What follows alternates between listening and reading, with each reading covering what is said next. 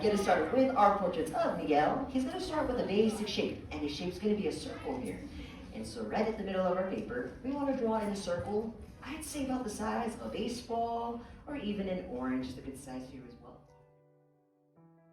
As you can see here, I'm just keeping my circle very light, really rough and sketchy.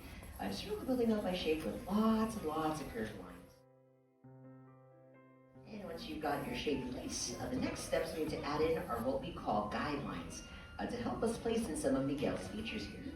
And so we're going to hop to the top of our circle, and just very lightly we're going to cut this in half, right down the middle here. This line is just showing us that Miguel's going to be facing towards us. Then about halfway down our circle here on either side, you want to lightly sketch across a horizontal guideline here. And this line is going to help us with placing in Miguel's eyes. And this will give us our basic foundation for Miguel, but it looks nothing like it. With this foundation in place though, our first feature we want to give Miguel here are going to be his ears. And so to add in those ears of his, we're going to go right to the side of our circle.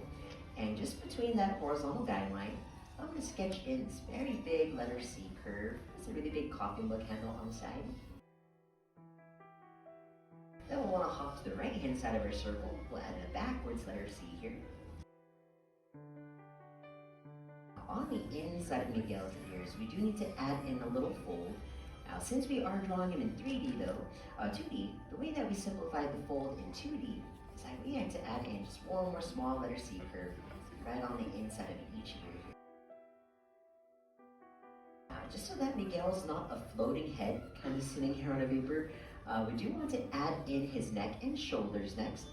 And instead of adding that neck of his, just right below his head, we're going to go from that center guideline, and I'm going to stretch down just a short diagonal line here on each side of that guideline. And when it comes to building up his shoulders, we're going to keep this next curve nice and light because we are going to be adding in that hoodie that he wears in the film. And instead of adding your shoulders just right below our necklines, we're going to lightly stretch across a rainbow sitting right towards the bottom here. So right now it shows like we just drew in that little symbol from the Facebook or the anonymous profile where they don't have the photo up just yet. Now that we've got this foundation in place, to add in Miguel's hoodie next, we're going to go right below his necklines, and from that center guideline, I'm going to add in a stretched out letter V right here towards the center. From that letter V, to really build up the hood part of his hoodie, we're going to go right below that first letter V, and I'm going to add in an even wider one right below it. So right now it should look like we just drew in two little stick figure birds kind of flying away off into the distance there. But from the ends of that wider letter V, to show that his hood is wrapping around the back of his neck here, we're going to go from the end of that letter V now. And we're going to pull up half of a rainbow, a little hill here on the side, and we're going to stretch this hill right to the sides of his neck. And once you've got that hood in place, this is where we can go back to his shoulders now, and we'll darken in just the parts of the shoulders here towards the bottom. And if you want to get a little bit more fancier, add in some added contrast, since his hoodie is that nice bright red color, what I like to do is kind of take the side of my pencil, really use it as a crayon here, and this will give you a nice even tone to your shading. You won't get those little scratchy marks here, and it'll also keep your pencil sharp. This is always my favorite step, because whenever you hear the shading out there, it's almost like ASMR to me. So now that we've got that nice and shaded in, when it comes to the look that we're going for Miguel, we're actually going to be giving him his skeleton disguise that he uses when he visits the land of the dead. And so when it comes to his neck here, he does have some rings that wrap around it to symbolize vertebrae of a spine of a skeleton. And so you want to go right to the middle of his neck and just add in a couple of letter U's running right across his neck here.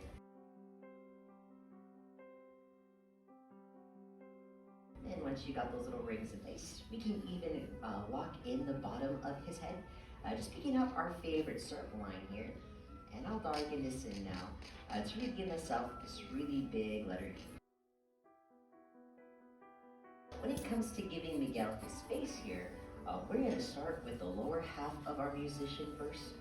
And so when it comes to giving him his nose, since we are drawing him in a skeleton disguise, his nose is meant to look like what would be left of his nose if he were a skeleton. And so we're going to go right to the middle of where our two guidelines cross. And to add in what would be left of his nose, we're going to draw in this little upside down heart right in the center here. And since it's meant to look like a little nasal cavity, once you got this little heart shape in place, you also want to go back in here and really shade this in nice and soft on the inside. Miguel here is a pretty happy character through most of this film. And so to give him a smile next, we're going to go right below his nose here. And just like how we start any smile we give our characters, you want to go ahead and stretch across a letter U. And really feel free to make his smile as big or as little as you'd like here. There really is no right or wrong way to how to sketch in a smile. But to make his smile even cuter, from the ends of this letter U, we want to give Miguel some smile lines. These are just a couple of rainbows on the ends to show us that his cheeks are going to be pushed up as he smiles nice and big here. And his smile is pretty similar to like Jack Skellington from The Nightmare Before Christmas, where along this letter U, we do want to add in some little teeth notches. And so you want to go right on this U shape now and just add in a couple tick marks running through his smile. These are very much going to look like little stitches here. And of course, Miguel does love to brag about that one dimple that he has on his face. And so to add in that iconic dimple, we're going to go to the right-hand side of his smile. And on this side here, we'll add in a small little curve for that dimple, but no dimple on that side. And with that dimple place, that pretty much gives us all we need for the lower half of our musician. And so with all of that complete, now it's time for us to really bring this musician to life. And so we want to go ahead and give Miguel those very big expressive eyes that he has. Since he is a child, his eyes are really big. And so we're going to go right on our horizontal guideline. And pretty close to our center here, I'm going to like be sketching a couple circles, one for each eye. Pixar was trying to find a voice actor for Miguel here. They actually gave the role to the very talented Anthony Gonzalez. And in an earlier draft for Coco, Miguel was actually just meant to play music. But as they were getting to know Anthony, they never realized how talented this young boy was. Because not only did Anthony know how to play the guitar, but he also had singing experience, singing in his family's mariachi. And so they decided to extend Miguel's love for music, not just to playing the guitar, but also singing, to really showcase Anthony's talent there. Even though Anthony is grown up now, he can't really do the voice for Miguel, sadly. They actually have his younger brother doing the voice for future work for him now. What I've done to the tops of my circles is just thicken up the top a little bit more to give him more of a lash line. But we don't want to leave Miguel like this here, otherwise he's going to look like he's seen some things. When it comes to being able to those pupils, you can really have Miguel looking any way you'd like. Maybe up, down, cross-eyed. We can add in hearts, stars, maybe marigolds in his eyes. If you want to keep them nice and classic, just right on the inside of each eye here, I'm drawing in just a couple of smaller circles for his pupils. And since the eyes are really where we as the audience connect with our characters, I like to go back in, push down just a little bit harder on my pencil, and I'll bring all of that attention and focus right to the middle of his eyes here. For my fans of Coco, can anyone tell me who gives Miguel his skeleton disguise in the Land of the Dead? Grandpa, yeah, Hector. What does Hector use on Miguel's face? Shoe polish, yes. And what does Miguel's family do for a living? Make shoes, yes. And so that little tidbit in the movie was kind of Pixar's way of foreshadowing the end of the film, where you realize, they're related. Now, I like to think the shape of this eye sockets really as some really big egg shapes, or you can even think of these as avocados as well.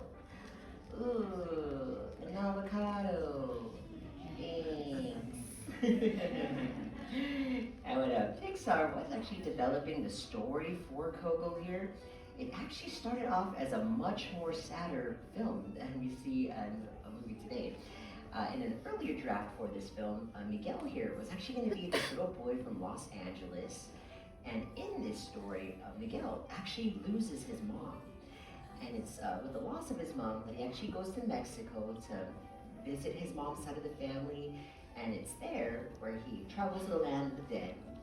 And the whole story was going to be about Miguel really learning how to process and grieve over the loss of his mom. But as Pixar went to Mexico to do their research on the Day of the Dead, they never realized that this holiday here is not so much about mourning the loss of your loved ones, but rather keeping their memory alive and celebrating them. And so they decided to scrap that original idea entirely and gave us the tearjerker that we still cry to today. Now, once you got those eye sockets in place, since these are really just a jet black color, I like to go back in and just softly shade this in, just right around his eyes there. One of my favorite things about the skeletons in Coco is that when it comes to their sugar skull designs, not one looks the same from the other. And so when it comes to Miguel here, you can get really creative with his flourishes. You can add in any sort of design or pattern that you like.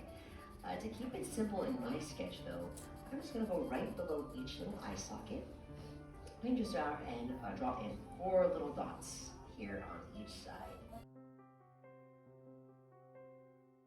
We're almost finished with our sketches of our musician here, but right now Miguel is looking a little bald. And so when it comes to adding in his hair here, we're going to first start by giving Miguel his sideburns.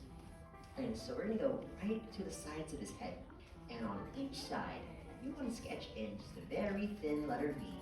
One for each sideburn. Then when it comes to adding in the top of his hairstyle here, he does have this really big swoop that curves off to the right hand side of his head. And so I'm going to go from this left sideburn. I'm going to make this the shorter side of the shorter parting of his hair, just really adding in this very light letter U. Then for the right hand side of his hair, I'm going to stretch down a longer letter U here. That's going to carve into that right eye socket just a bit. And I'll go ahead and keep this upside down letter V shape still very light, very sketchy. I'll go back in towards the end, really texture up his hair.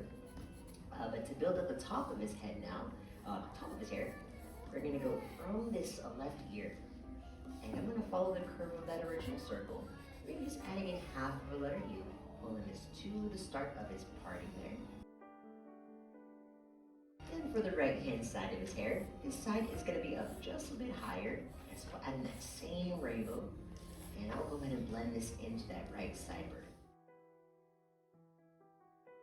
Once you build up the top of his hair, when it comes to adding in some of that hair-like texture, what I like to do here is go from this letter V shape, and I'll add in some shark fins, blades of grass, to really give myself that illusion of his hair here.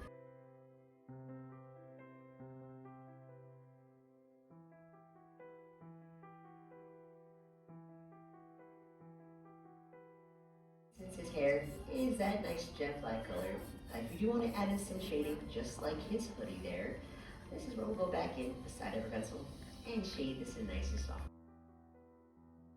One of my favorite jokes in this film would have to be when Miguel first goes to the train station. A lot of the technology that the skeletons use in the Land of the Dead is what we would consider dead technology. If you look at the computers they use, very much really old Macintosh computers from the 90s. When the security guards are trying to find Miguel, they're communicating with walkie-talkies. The only actual living thing in the Land of the Dead, though, are actually the marigolds that make up the bridge. Once you've got that shading in place, so that's going to be the last step that you need for your sketches of your musician here. And so this is the time in your drawings when you want to go back in, do some touch-up work, really darken in any lines that might have faded away in the drawing process.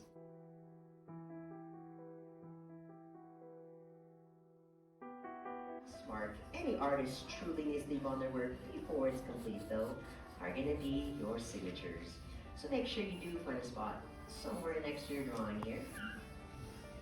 And go ahead and sign big and proud, because you have just learned how to draw your very own portrait of Miguel.